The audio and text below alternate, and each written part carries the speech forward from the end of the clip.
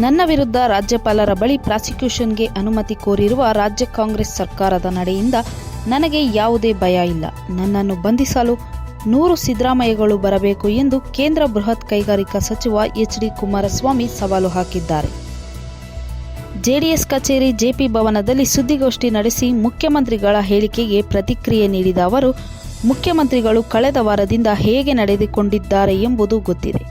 ನನಗೆ ಭಯ ಶುರುವಾಗಿದೆ ಎಂಬುದು ನನ್ನ ನೋಡಿದರೆ ಅನಿಸುತ್ತದೆ ಎಂದು ತಿರುಗೇಟು ನೀಡಿದ್ದಾರೆ.